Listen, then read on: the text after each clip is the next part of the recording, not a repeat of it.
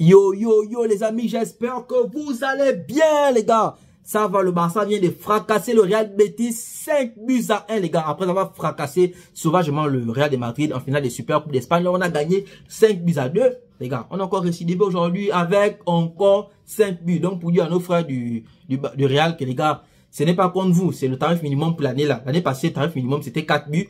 En 2024, c'était 4 buts. Donc, voici pourquoi vous avez pris un 4-0. En 2025, c'est 5 buts par match. Et ce n'est pas une histoire personnelle comme vous. La preuve, vous voyez, on vient encore de fracasser les autres 5 buts à 0. Donc, cette année, attendez-vous à chaque fois qu'on se rencontrera d'encaisser 5 buts. Et en 2026, tarif minimum, ce sera les 6 buts. Et bref, Bro, prends une minute pour t'abonner, s'il te plaît. Ce match, on va pas se mentir, j'avais un peu des petites inquiétudes, j'avais un peu des petites inquiétudes, pas par rapport à la victoire du Barça dans ce match, mais je me demandais, est-ce que les gars vont être concentrés? Non seulement est-ce que Hansi Flick va aligner la même équipe, est-ce que les gars vont être concentrés après avoir gagné un gros match contre après avoir fait une grosse performance contre le Real de Madrid, est-ce que les gars vont se motiver pour jouer un match de Coupe du Roi contre le Real Betis? Mais fort heureusement, les gars nous ont rassurés en nous montrant clairement qu'ils sont là pour faire du sale, peu importe l'équipe qu'ils ont en face. Donc, il y a eu de la rotation dans cette équipe. Lewandowski a été au repos. Baldé, je ne peux pas dire que c'est la rotation parce que Baldé, il fatigue les gens. Mais bon, on va dire que c'est de la rotation. Et Casado aussi était au repos. Donc, c'était la première fois en guillemets qu'on joue sans véritable neuf. Et les gars, je vous assure que ce Barça m'a encore surpris par l'aisance technique, le nombre d'actions qui se sont créées. Pour la personne qui a seulement vu le résultat, il va voir que le Barça a gagné 5 buts à 1. Il va se dire que les gars ont eu encore des actions de malade. Mais les gars, on aurait pu gagner ce match, même 8 voire 9 buts. Tellement le Barça a déroulé, tellement le jeu était plaisant, c'était à l'aise. Je ne sais pas s'il y a un seul moment de la rencontre, vous avez eu l'impression que le Barça était en danger ou bien que le Barça se cherchait dans les phases offensives. À aucun moment donné dans les phases offensives, on a souffert. À aucun moment, les gars. Je vous assure que c'était vraiment fluide. Le robinet était ouvert, ça coulait dans tous les sens. Si on n'a pas marqué plus de buts, c'est à cause des histoires de hors-jeu et tout ça. Mais sinon, en vrai, même Jules Koundé, les gars, regarde les pépites de buts que le gars a mis. Dommage qu'il y a eu des buts qui ont été annulés. Même Lamine Yamal, des buts qui ont été annulés. Mais sinon, la qualité de jeu que Koundé a eu. Déjà depuis le début du match, quand tu vois la lucidité, l'aisance et la vision du jeu de Daniel Olmo pour pouvoir décaler la passe à Gavi. Gavi aussi, 100 fois, il nous marque un très beau but. Et après ça, dès que le Barça a marqué ce but, les gars, je me suis dit, là, si début de jeu, le Barça marque comme ça veut dire que les gars vont dérouler. Et ils nous ont fait plaisir. En tout cas, pour moi, je suis satisfait de la performance du Barça aujourd'hui. Il n'y a pas grand chose à dire parce qu'il n'y a pas un seul point négatif dans ce match. Même notre gardien, Iñaki Peña, a fait encore un super match. Il a encore fait un super match. Je pense en première mi-temps, l'action, le but qui sort en première mi-temps, on devait partir à 2-1. Il y a une action, bon, quand je dis 2-1, si on compte les actions que nous a annulées et tout, bon, c'est pas grave. Mais du côté de notre défense, il y a eu une action chaude pour le Real Betis que Iñaki Peña a sorti. Et les gars, on va pas se mentir. Quand on voit nos gardiens, je pense que pour moi, Iñaki Peña, c'est celui qui est le plus fort actuellement. Serginho nous a fait des très beaux matchs, il nous a montré des belles performances. Mais celui que je n'ai même pas envie de voir, c'est Marc-André. Marc-André, bon, dans le passé, il a été monstrueux, mais pour cette saison et la saison dernière, Marc-André, ça n'allait plus. Et quand je vois la performance, le niveau de jeu qu'a Iñaki Peña en ce moment, Iñaki Peña doit rester titulaire.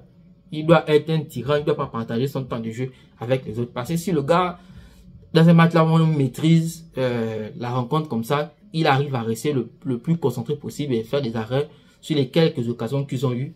Ça veut dire qu'Iñaki Peña est clairement dans la meilleure forme possible et il doit continuer à être titulaire. Il n'a pas de challenger actuellement. Bref, ça c'était la parenthèse Iñaki Peña. Mais revenons un peu sur le cas Lamine Yamal. Lamine Yamal. Déjà, Lamine Yamal, il a réussi avec Jules Koundé à sublimer le côté droit du Barça.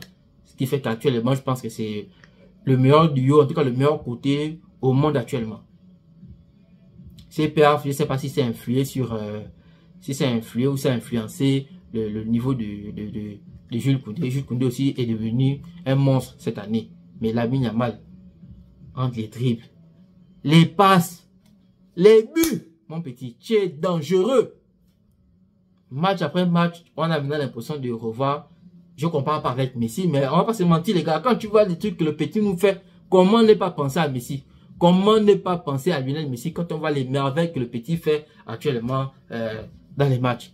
Il a la passe juste, le dribble juste, l'action là où Rafinha de marque pas et qu'après on signale hors jeu.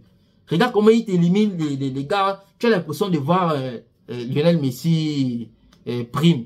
Pas prime, mais prime, genre la primitive de Lionel Messi, le cousin.